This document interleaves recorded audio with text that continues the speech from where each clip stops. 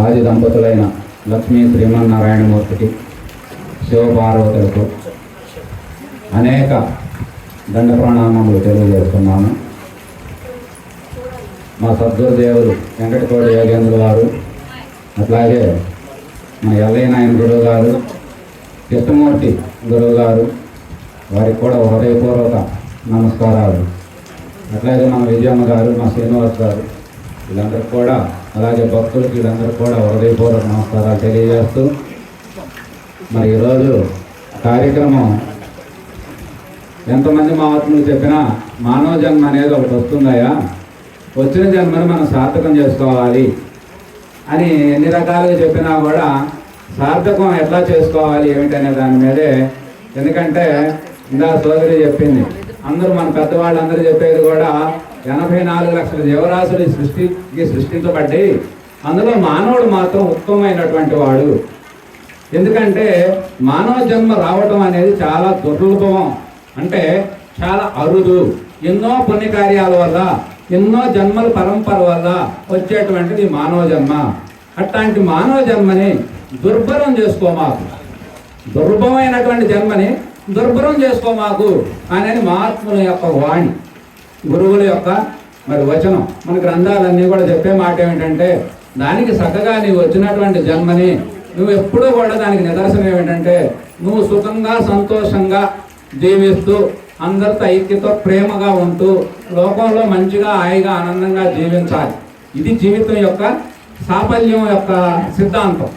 అలా జీవించి మానవుడు ఉన్నతమైనటువంటి దశలకి కుటుంబ విధానం కావచ్చు, అన్నదమ్ములు కావచ్చు, మన రామాయణం అంతా మనకు నేర్పేది ఏమిటంటే, అన్ని యొక్క పాత్ర ధర్మాలు ఎట్లా జీవించాలి, అన్నదమ్ములు ఎట్లా జీవించాలి, భార్యాభర్తలు ఎట్లా జీవించాలి, మరి ఇరుగు పొరుగు వారితో ఎలా ఉండాలి, గ్రామంలో నీ యొక్క పరిస్థితి ఏమిటి, నీ యొక్క నాయకత్వ లక్షణాలు ఎలా ఉండాలి, దేశభక్తి, దైవభక్తి, ఇట్లా మానవుడికి అనేక రకమైన ధర్మాలు ఉన్నాయి.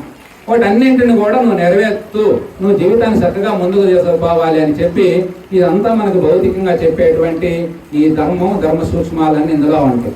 కానీ మరి ఇందులో పూర్తిగా మరి దీంట్లో నుంచి ఇవన్నీ కూడా ఏం జరుగుతూ ఉందంటే, మనకు సృష్టి ఆది నుంచి ఏ మహాత్ములు చెప్పినా సృష్టి ప్రారంభం అంతా భగవత్ యొక్క సిద్ధి విలాసం కోసం ఈ సృష్టి అంతా వెలిసింది. వచ్చిన తర్వాత అందులో నుంచే మంచి చెడు అనే రెండు మళ్ళీ ఆయనే సృష్టించింది. మంచి చెడులు సృష్టించి నువ్వు మంచిగా బ్రతికితే అది నీకు పుణ్యాన్ని చేకూరుస్తుంది, చెడుగా బ్రతికితే అది నీకు పాపాన్ని సమకూరుస్తుంది. అందుకాటి మంచి చెడులు అనే ఈ రెండు ఉన్నాయి, ముందు తెలుసుకో.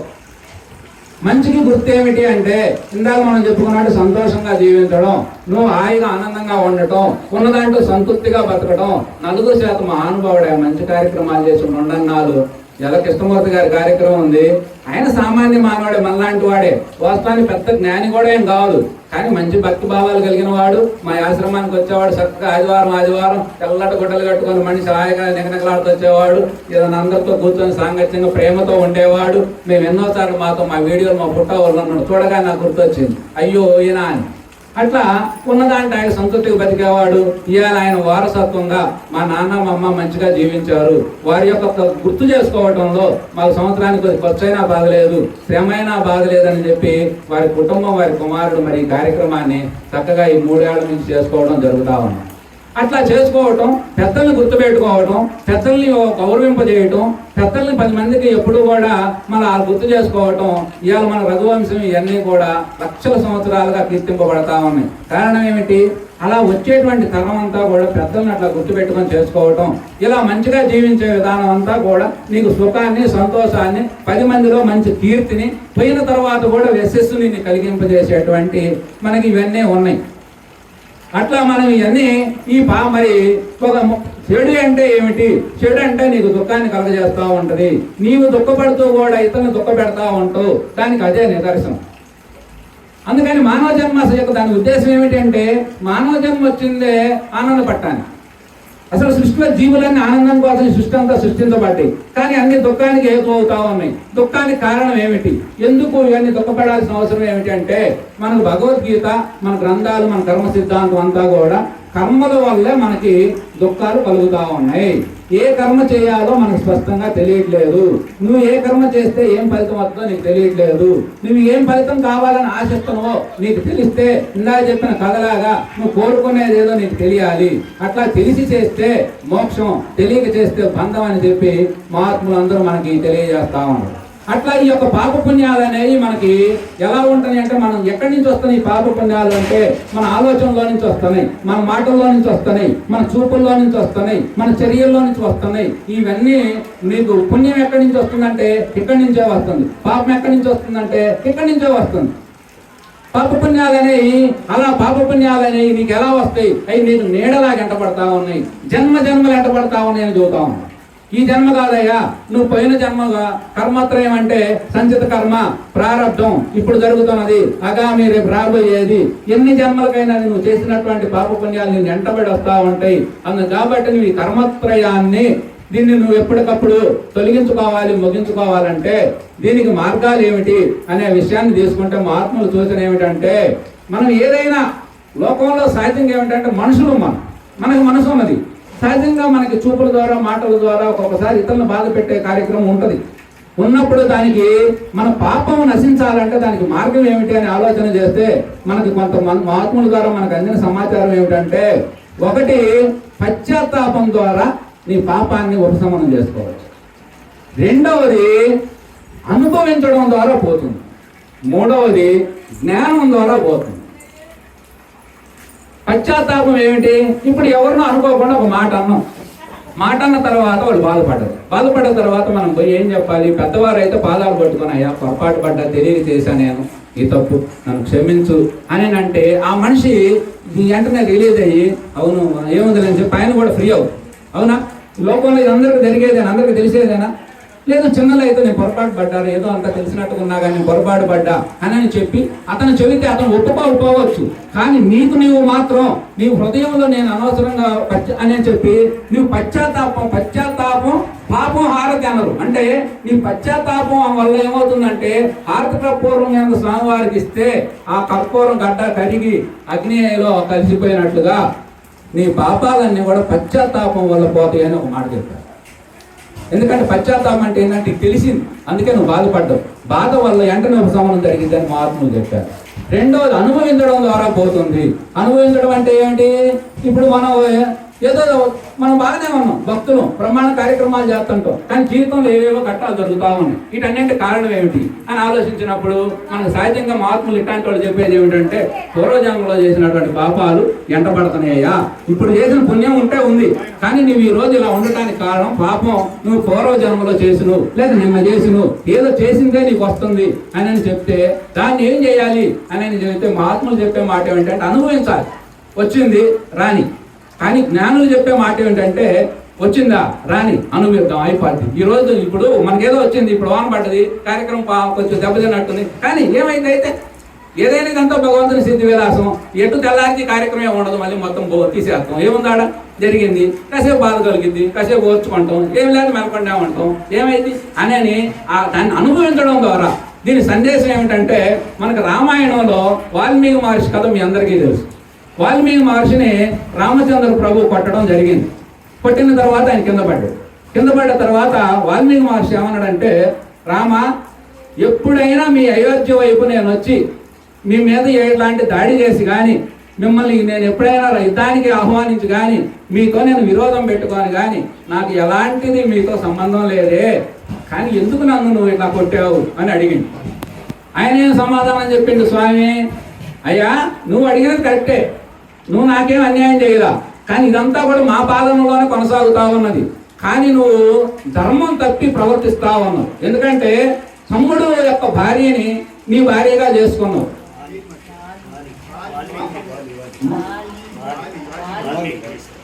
వాలి ఎందుకు తేడాపడ్డా? వాలి చాలా బలవంతుడు, చాలా గొప్పవాడు, ఇంద్రుని యొక్క హంసతో జన్మించిన వాడు, ఇంద్రుని చేత వరం పొందినవాడు.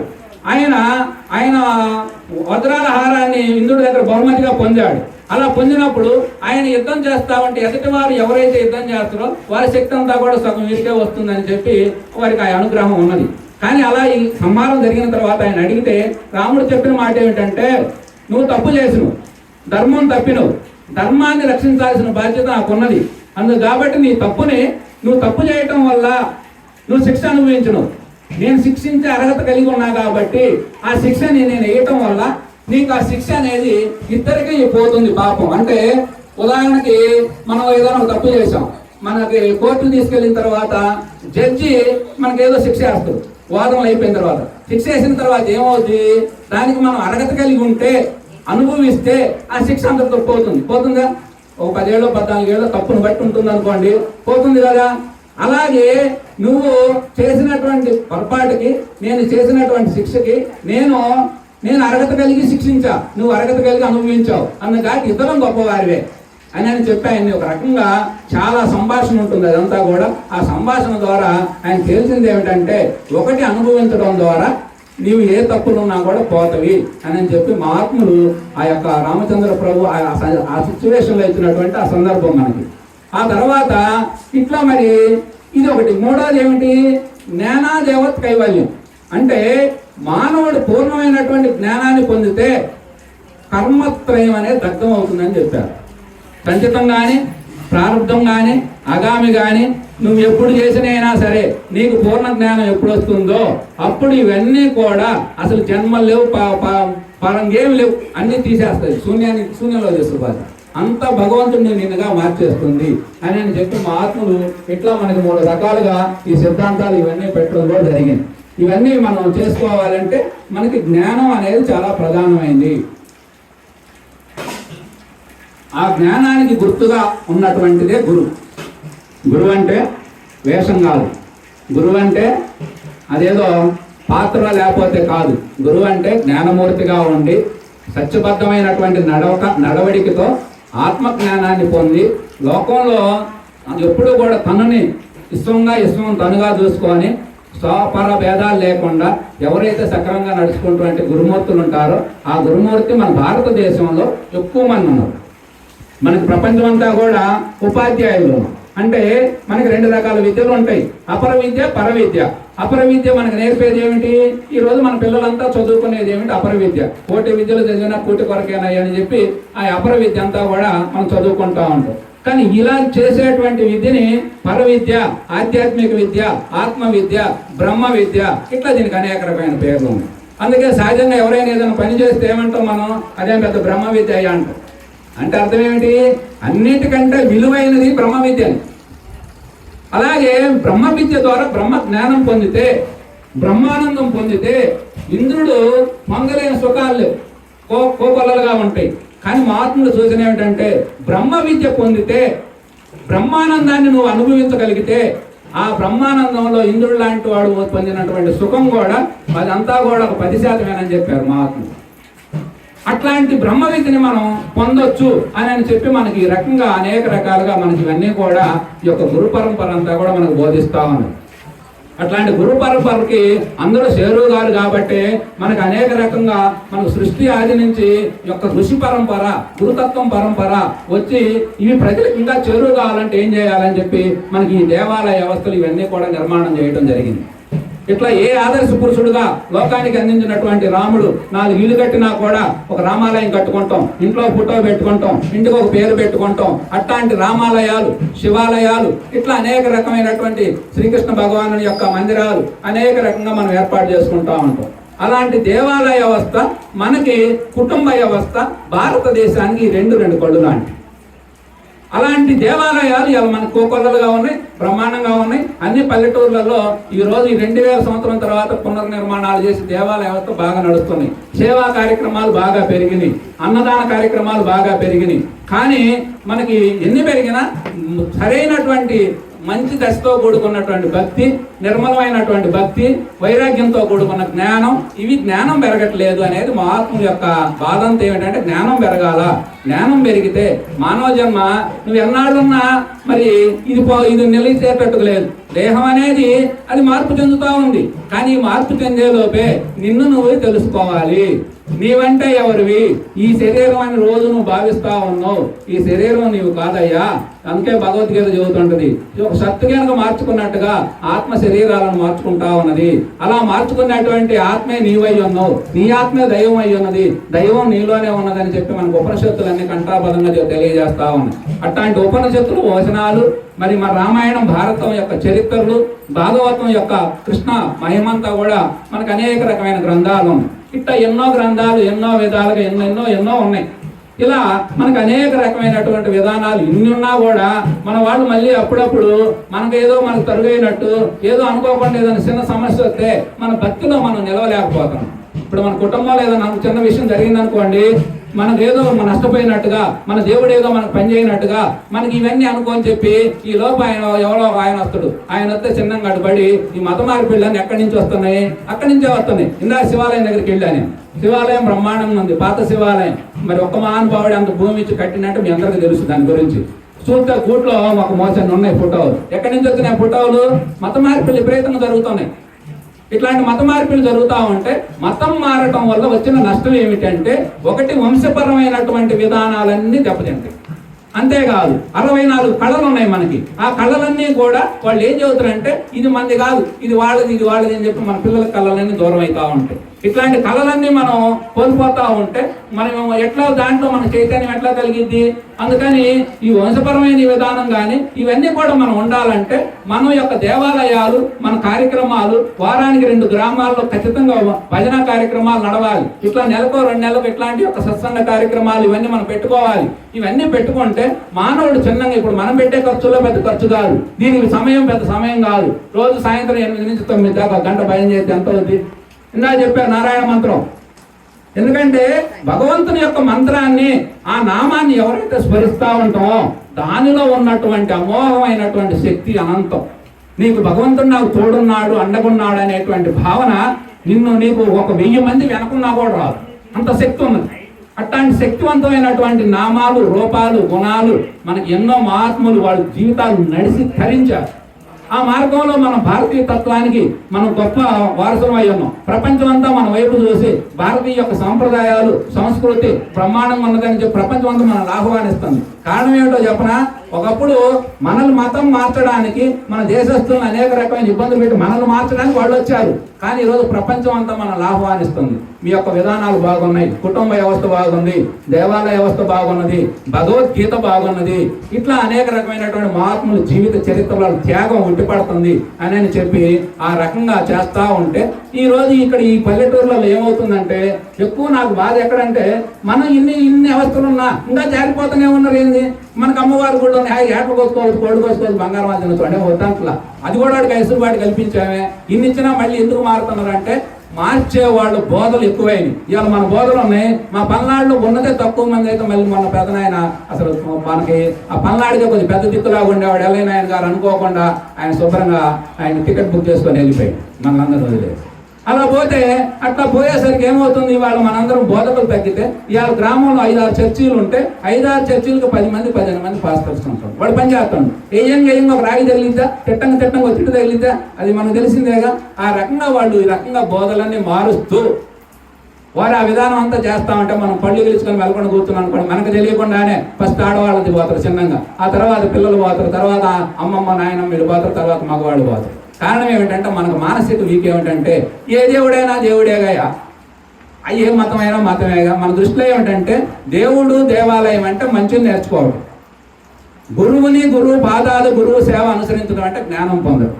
ఇది మనకు మొద్దు గుర్తు. ఈ గుర్తుకు మనం చేరువవుతుంది అనుకుంటాం. కానీ వాళ్ళు అలా చేయట్లా. వాళ్ళు శుభ్రంగా దశంభాగాల మీద వీటి మీద కార్యక్రమం అంతా నడుస్తూ ఉన్నది. ఒక 10 మందిని తయారు చేసుకుంటే ఒక కుటుంబం బతికేస్తున్నాడు చక్కగా. ఇట్లా మన గురుతత్వంలో కూడా బోలెడు లోపాలు ఉన్నాయి. చాలా మూఢత్వం ఇదంతా నడుస్తూ ఉన్నది. వీటన్నింటిలో నుంచి మనుషులు చైతన్యవంతులు చేయాలి. యథార్థమైనటువంటి సత్యమైనటువంటి మాటల్ని మనం ప్రకటింప చేయాలి. ఎందుకంటే మనందరం సత్యానికి అందరం బద్దులమే. ఎవరు సత్యం చెప్పినా ఇది బాగలేదని ఎవ్వరు మనం. ఎందుకంటే సత్యం అంటే మనందరం దాన్ని దాసులు. ధర్మంగా జీవించడానికి మనందరం ఇష్టపడతాం. అది చేత కాకపోవచ్చు, తెలియకపోవచ్చు, దాన్ని మనం అంగీకరిస్తాం. అట్లా మనం చెప్పాల్సినది సరైన దశలో చెప్పేటువంటి మన జీవితం కనుక మనం బాగుంటే అసలు ఈ రోజు ప్రపంచంలో మార్పు ఎందుకు రావట్లేదని నేను పరిశోధన చేస్తే నాకు అర్థమైంది ఏంటంటే ఈ చెప్పే వాళ్ళ జీవితాలు వాళ్ళ జీవితాలు చెప్పే మాటల్లో ఉండదు. అర్థమైందా? ఇప్పుడు నేను చెబుతా ఎన్ని చెప్పినా నా మాటలకి నా జీవితానికి సంబంధం లేదనుకోండి, త్రికరణ శుద్ధి లేదనుకోండి, దాన్ని మనం హర్షిస్తామా? అటు మళ్ళీ అంటాం, అంటే అయిపోయింది, నువ్వు గంట చెప్పి నువ్వు ఆలోనే పోయింది. అందుకని ఇలాంటి మరి త్రికరణ శుద్ధి కలిగి ఎంతగానో మనం జీవించాలి. మనం ఆ రకంగా చేసుకోగలిగితే మన వ్యవస్థలు ఇవన్నీ కూడా ఎంతో గొప్పవి. మేము కొన్ని గ్రంథాల్లో ప్రవేశించి ఆ లోతైనటువంటి విషయాన్ని అధ్యయనం చేస్తుంటే, ఎందుకంటే చదవటం కాదు, పరిశోధన.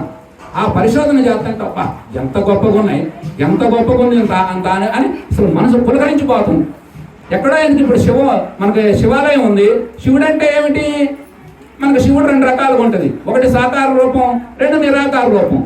నేను ఎంత మురిసిపోయానంటే, ఎందుకంటే ఇప్పుడు శివలింగం అన్నది ఏమిటి? దాని గుర్తు ఏమి లేదు, దానికి నిరాకారం ఏమన్నది, దానికి ఏ గుర్తు లేదు. ఏ నిరాకారం లేని భగవంతుడు, పరమాత్మ, ఆది పరాశక్తి, పరం బ్రహ్మం, దైవం, అల్లా, యెహోవా, ఈ పేర్లు పిలిచే అన్ని నామరూప గుణాలు లేనటువంటి దానికి ఒక గుర్తుగా ఇచ్చినటువంటి శివలింగం ఎంత అద్భుతమో చూడండి. నిరాకారం, నువ్వు శివలింగాన్ని ఎంత ఆరాధిస్తా ఉంటే నువ్వు నిరాకార తత్వాన్ని అంత చేరువవుతా ఉంటావు, నువ్వు అంత పరతత్వాన్ని అందుకుంటా ఉంటావు. నీవు అసలు మొత్తం నీవుగా మారిపోతా ఉంటావు. శివోహం మొత్తం నీవుగా మారిపోతా ఉంటావు. అట్లాంటి అసలు నాకు ఈ శివలింగం దాని యొక్క తత్వం అర్థమైన తర్వాత కళ్ళ నిండా నీళ్ళు వచ్చిన, అబ్బా ఋషులు ఎంత గొప్పవాళ్ళు, ఏం చేస్తే మనం వీళ్ళ రుణం తీరిది అని ఎంత ఫీల్ అయిందో మనసు. అట్లా మనకు రాముడు, కృష్ణుడు ఎంత ఆదర్శ పురుషులు, వాళ్ళు మన జీవితం నుంచి వేరు చేయగలుగుతామా? అట్లాంటి కృష్ణుని ఉంటాడు. భారతం ఉంటుంది, ఎంత అద్భుతమో, 1700 శ్లోకాల గ్రంథం, అందులో పావు వంత అమృతం. నువ్వు సేవించినవా అజారామరత్వం, అసలు నీ మరణం కాదు, నువ్వు ఏమి చేసినా నీకు అంటదు. నీ జీవితం ఒక ఆటలాగా ఉంటుంది. ఒక భాగం అంతా లీలా మానసం, అది అర్థమైనట్టే ఉండదు, అర్థం కాదు. ఒక అరభాగం పాండవుల చుట్టూ తిరుగుతూ ఉండదు, అంతా చరిత్ర. ఏమి జరుగుతుందో ప్రపంచంలో అది మొత్తం అందులో ఉంటుంది. అందులో ఉన్నదే ప్రపంచంలో జరుగుతుంటుంది. మంచి చెడు స్పష్టంగా ఉంటుంది. వ్యాస భగవానుని యొక్క దివ్య దృష్టి అంత గొప్పగా ఉంటుంది. అట్లాంటి భారతం, రామాయణం, భాగవతం, ఎన్ని గ్రంథాలు మనకు అద్భుతమైనవి. ఇవన్నీ మనం ప్రజల్లోకి మనం ఏమనుకుంటామంటే ఏదో కాలక్షేపం కథలు కాదు, ఇప్పించుకుంటాడు కథలు చెప్పుకొని ఏదో రోడ్ల మీద మాటలు చెప్పుకునేవి కాదు. ఇవి మన జీవితంగా మారాలి. మారిందనుకోండి, నువ్వు సుఖంగా ఉన్నావు, నువ్వు బాగుంటే నీ పక్కన వాళ్ళు బాగుండావు, నిన్ను అనుసరించరా? ఇప్పుడు మనకి ఈ గుడ్డలు, ఈ డ్రెస్సులు ఇవన్నీ ఎట్లా వచ్చినాయి? మన పూర్వీకులు కట్టుకోవటం వల్ల వాళ్ళు బాగున్నారని చెప్పి మనం దానికంటే మెరుగైన విధానానికి జీవితాన్ని తీసుకుపోవడానికి మనం ముందుకు వస్తున్నాం. ఇట్లా ముందుకు రావాలంటే, ఇలా నడుచుకోవాలంటే మనం ఇవన్నీ కూడా ఆదర్శంగా నడుచుకునేటువంటి మెయిన్ పాత్రలన్నీ ఇవాళ ఆధ్యాత్మిక గురువు అనేది ఒక ఉన్నతమైనటువంటి, అసలు దాన్ని మించిన పోస్ట్ లేదు. దానిపైన పరం బ్రహ్మం అన్నారు. అంటే ఇక పరబ్రహ్మ అంటే దైవమే ఉన్నది తప్ప దైవాన్ని చూయించేవాడు గురువు, దేవుని యొక్క మహిమని రూపాన్ని చూయించేవాడు అర్చక స్వామి, తండ్రిని చూయించేవాడు తల్లి. ఈ పాత్రలన్నీ గొప్పగా ఉన్నాయనుకోండి, నీకు ఎంత అద్భుతంగా జీవితం హాయిగా ఉండదు. ఎందుకు నువ్వు దుఃఖపడాలి? నువ్వు వచ్చింది సంతోషం కోసం, కానీ నువ్వు రోజు దుఃఖపడతావు. నీ కారణం ఏమిటంటే 2 రోజులు 4 అనే లెక్కలు తెలియకపోవడం వల్ల. ఇప్పుడు మాకు ఈ ఊరు రావడానికి కొత్త అనుకో 10 సార్లు అడగాల్సి వచ్చింది, ఆడెక్కడ అని తెలిస్తే డైరెక్ట్గా వచ్చేస్తాం.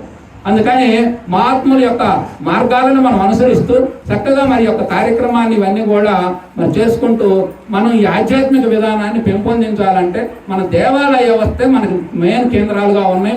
దేవుని యొక్క మహిమ, ఆ స్థలం యొక్క విశిష్టతలు ఇవన్నీ తెలుసుకొని మన జీవితాల్లో రాముడు అంటే ఒక అర్థం ఏంటంటే, మీరు ఏదో రాముడైనా కృష్ణుడైనా లేదా గురువు గారైనా వాళ్ళు మనకేదో వాళ్ళు ఏదో చెప్పి వెళ్ళిపోయారుగా వాళ్ళు అని అది ఎవరితో కథ అనుకోకూడదు. ఏ మాట చెప్పినా ఆ మాట నాకే చెప్పారట్టుకుంది, నాలో ఏమైనా లోపాలు ఉన్నాయా చూసుకోవాలి. వెంటనే మనం అర్థంలో చూసుకుంటే మనల్ని మనం ఎట్లా సరి చేసుకుంటామో మహాత్ముల యొక్క జీవితాలు చూసుకొని మనల్ని మనం అలా తీర్చిదిద్దుకోవాలి. అంతే తప్ప ఏ రాముడు కృష్ణుడు మరి ఇందా కథలు అనేక రకమైన మెలకలు చెప్పారు. ఏమి చెప్పినా నీకు నువ్వు తయారు కావటమే. నువ్వు కాకుండా నిన్ను ఏ గురువు కాదు, దేవుడు కూడా నిన్నేమి చేయలేడు. ఎందుకని అదంతా కూడా నీకు నువ్వు చేసుకుంటే తప్ప అలా కావడానికి ఆస్కారమే లేదని చెప్పి మహాత్ముడు గ్రంథాలన్నీ తెలియజేస్తా ఉన్నాయి. మరి వీళ్ళందరూ ఏమిటంటే మార్గదర్శకులు అంతే. ఇప్పుడు మాలాంటి వాళ్ళు అందరూ ఏమిటి, మాకెంతో మంది మా ఎల్ఐ నాయన గారు లాంటి వాళ్ళు ఇట్లాంటి వాళ్ళని చూసి వాళ్ళలాగా మనం ఎట్లా జీవించాలని చెప్పి వాళ్ళు రోల్ మోడల్గా తీసుకొని రోజువారీగా మేము వాళ్ళలాగా అనుసరించాం. మాలాంటి వాళ్ళని చూసి మీరు అందరూ అనుసరించాలి. లోకం అంతే.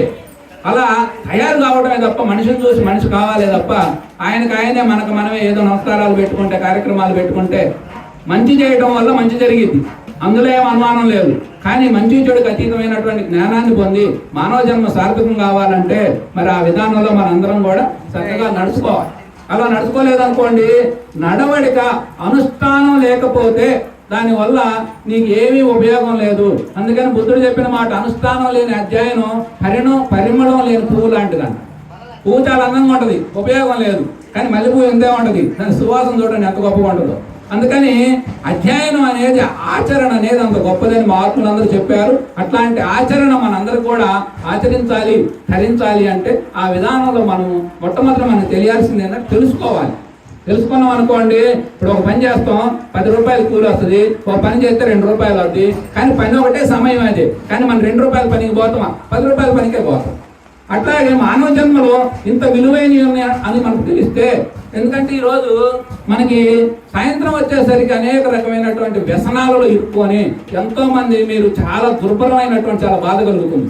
ఎందుకంటే అంత 25-30 ఏళ్ళు రాకుండానే స్త్రీమూర్తులు వితంతువులు అవుతున్నారు. కారణం ఏమిటంటే ఏం లేదు, పొద్దుకేసరికి 4 గలటం, 4 గ్లాసులు, 2 డబ్బాలు పెట్టుకోవటం, ఏడాడో ఊరు బయట అరుగుల మీద తాగటం, తాగి ఆరోగ్యం పాడు చేసుకోవటం, ఈ లోపంగా ఏమైనా ఉంటే బెట్టింగ్లు కాసుకోవటం, ఈ రకంగా అనేక రకమైనటువంటి దుర్భర సంస్కృతి అంతా తీసుకొచ్చి పిల్లల్ని చాలా పాడవుతామని. ఎవరు దీనికి బాధ్యత వహించాలి? అందుకే సంఘం శరణం గచ్చామని బుద్ధుడు కంఠాపదంగా చెప్పడం జరిగింది. అంటే ఏమిటి? సంఘం కూడా బాగుండాలి. నేను బాగుండాలంటే ఇప్పుడు వాన పడ్డది, ఊరంతా పడ్డది, మనం ఒక్కడికే పడ్డదే. అదే గ్రామంలో మనం బాగుండాలంటే గ్రామం రోడ్డు బాగుంది అనుకోండి, ఇప్పుడు ఆ బ్రిడ్జి బాగుంటే మనందరం హాయిగా ఇప్పుడు మనం వెంటనే వెళ్ళిపోతాం. బ్రిడ్జి బాగాలేదు ఏం చేయాలి? బ్రిడ్జి చేయాలి. అలాగే మన గ్రామం బాగుండాలనేది సంఘం అంటే మన కుటుంబానికి మనం కొంత సమయం ఇచ్చి మన కుటుంబం బాగుండాలనుకున్నట్లుగానే గ్రామం బాగుండాలి, రాష్ట్రం బాగుండాలి, దేశం బాగుండాలి. దానికోసం నేను ఏం చేయాలి, కుటుంబానికి ఏం చేయాలో మనందరికీ తెలుస్తుంది కదా. అలాగే గ్రామం కోసం కూడా మనం ఏం చేయాలి అనేటువంటి చేసుకోగలిగితే, మంచి వాతావరణాన్ని మనం సృష్టించుకోగలిగితే, ఆ మంచి వాతావరణంలో మనం జీవించగలిగితే రేపు మంచి సమాజాన్ని మనం అందించగలుగుతాం.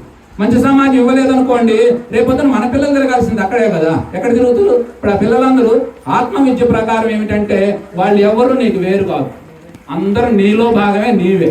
అలాంటప్పుడు నీవని తెలిసిన నీ జ్ఞానికి లోకాన్ని బాగు చేసుకోవాల్సిన బాధ్యత నీకుందా లేదా? అందుకని ఇట్లాంటి బాధ్యతలు కలిగి ఉండాలంటే మనకు దేవాలయ వ్యవస్థ బాగా పనిచేయాలి, కుటుంబ వ్యవస్థ, తల్లిదండ్రి బాగుండాలి. ఇలా తల్లిదండ్రి బాగున్న కుటుంబాలు చూడండి ఎంత బాగుంటాయి. ఎందుకంటే పిల్లలు తల్లిదండ్రిని అనుసరిస్తూ ఉంటారు. తల్లిదండ్రి తిట్టుకుంటూ లేసారనుకోండి, పిల్లలు కొట్టుకుంటూ జుట్టు పెట్టుకొని లేస్తారు, అవునా? అందుకని తల్లిదండ్రి బాగుండాలి. తల్లిదండ్రి బాగుంటే పిల్లలు బాగుంటారు, పిల్లలు బాగుంటే సమాజం అంతా బాగుంటుంది. ఇలా బాగుండాలంటే ఇవన్నీ కూడా మంచిని మనం పెంచాలి. ఒకటి, మంచిని పెంచుతూ మంచినిగా జీవిస్తూ ఆనందంగా జీవితాన్ని ముగించాలి. ఇదొక పద్ధతి. కానీ మంచి చెడుకు అతీతమైనటువంటి గీతా జ్ఞానం, కృష్ణతత్వాన్ని మనం అందుకోవాలి. అప్పుడు మానవ జన్మ ఇటు సాఫల్యం అటు సార్థకం చెందిద్దని చెప్పి మహాత్ములందరూ మనకు సూచించారు. కాబట్టి ఆ మార్గంలో మనందరం నడుచుకోవాల్సినటువంటి భారతీయ యొక్క సనాతన సంస్కృతి అనేది అంత గొప్పది.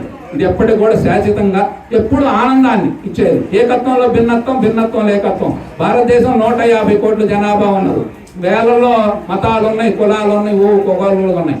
అయినా సరే మనందరం అంత ఐకమత్యంతో జీవించగలుగుతున్నాం. కారణం ఏమిటంటే ఆత్మతత్వ అనుష్ఠానమే మనకి మూలం.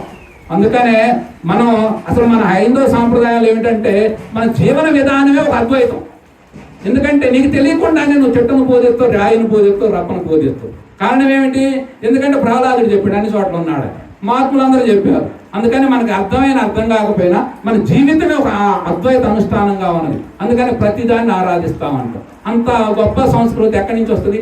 అయితే అది తెలిసి చేస్తే ఇంకా అద్భుతం అని చెబుతున్నారు మహాత్ములు. తెలియకుండా చేస్తాను, కానీ తెలిసి జరగాలి. ఇవన్నీ తెలిసి జరగాలంటే జ్ఞానం అనేది చాలా అవసరం అని చెప్పి మన మహాత్ములు వాణి ఉన్నది. కాబట్టి ఆ విధానంలో మన యొక్క సంస్కృతి సంప్రదాయాన్ని మనం పరిరక్షిస్తూ భగవద్గీత మనకి ఏ ప్రామాణికమైనటువంటి కర్మ భక్తి జ్ఞానాన్ని మనకు అందించిందో ఆ కర్మ భక్తి జ్ఞానాలను మనం అర్థం చేసుకొని అందుకుంటా గురువు యొక్క వచనాలను మనం శ్రద్ధగా ఆలకించి మననం చేసి దాన్ని నిధిధ్యాసనంగా తన జీవితంలోకి దించుకొని మన యొక్క జీవితాన్ని ఉన్నతమైన దశ చేసుకోవాలి.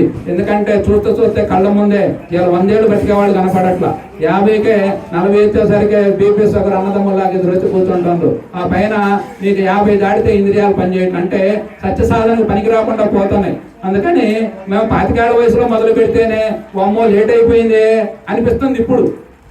ఎందుకంటే నువ్వు 1 గంట కూర్చోలేకపోతాను, 1 గంట ధ్యానం చేయలేవు, 2 గంటల పుస్తకం చదవలేవు, ఏదైనా ఊరు పోవాలంటే బాబుద్ది కాదు, ఎక్కడ నీకు వయసు సహకరించకపోతే ఏం చేస్తావు? అందుకని ఈ భక్తి అనేది మనకు సాధ్యం ఏమిటంటే మనలో ఉన్నటువంటి నానుడు. ఏదో భక్తి అంటే వయసు అయిపోయిన తర్వాత ఏదో పోయి కాలక్షేపం చేసేది అనుకుంటాం. అది ఎందుకంటే వయసు అయిపోయినా చేయటం మంచిది. ఏమైంది, వాళ్ళు ఇంట్లో గొడవలు లేకుండా, ఇంటికి వాళ్ళ వల్ల ఇబ్బంది లేకుండా, వాళ్ళు ఆ గుడి దగ్గర రామనామో కృష్ణనామో శివనామో చెప్పుకుంటా ఉంటే వాళ్ళు సంతోషంగా బ్రతుకుతారు అంతే. కానీ వాళ్ళకి సత్యం తెలియదు. సత్యం తెలియాలంటే నువ్వు యవ్వనంలో వయసులో ఉన్నప్పుడే 25-30లోనే నువ్వు జీవితం గడుపు, గృహస్థాశ్రమాన్ని నువ్వు నడుపు. కానీ వానప్రస్థమైన ఆలోచనలు, సన్యాసమైన ఆలోచనలు ఇవన్నీ నీవు సాధనలుగా పెట్టుకొని జీవితాన్ని చక్కగా తరింపు చేయాలని చెప్పి మహాత్ముడి యొక్క వాణి. ఆ విధానంలో మనం నడుచుకోవాలని మరి ఈ యొక్క కార్యక్రమాన్ని వాతావరణం కూడా ఒక రకంగా చల్లబడింది.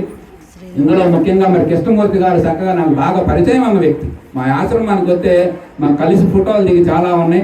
వారి కుమారుడు శ్రీనివాస్ గారు, వారి పుణ్య దంపతులు ఈ యొక్క కార్యక్రమాన్ని పెట్టుకోవటం, ఆ భగవంతుని యొక్క ఆశీస్సులు, గురువు గారి యొక్క అనుగ్రహం ఇవన్నీ కలగాలని కోరుకుంటూ ఈ అవకాశాన్ని నాకు కల్పించినటువంటి మాతాజీ విజయలక్ష్మి గారికి కూడా కృతజ్ఞతలు తెలుపుకుంటూ, ఆధ్యాత్మిక మిత్రులు మాకు యొక్క బ్రహ్మం మాకు అంతా 2 నెలల క్రితం పరిచయం అయింది. ఆయన ఫోన్లు చేసి బాగా మాట్లాడడం ఇవన్నీ వారు ఉన్నారు. ఇట్లా మా శ్రీనివాస్ గారు వీళ్ళందరూ కూడా వారి యొక్క ఆశీస్సుల అనుగ్రహం ఈ కార్యక్రమం పెట్టుకోవడం అనేది. ఎందుకంటే ఎంత దేవాలయం ఉన్నా దాన్ని నడిపించేటువంటి జ్ఞానం, గురుతత్వం అనేది చాలా గొప్పదని మహాత్ములు చెప్పారు. అది మనందరూ అంగీకరించాల్సిందే. అయితే అందులో ఏం లోపాలు ఉంటాయి ఇవన్నీ దాని టైం బట్టి చెప్పాలి, తెలుసుకోవాలి. కానీ ఆ విధానంలో నడుచుకోవటం మాత్రం మనం అందరం కూడా గొప్పదిగా భావించాలి.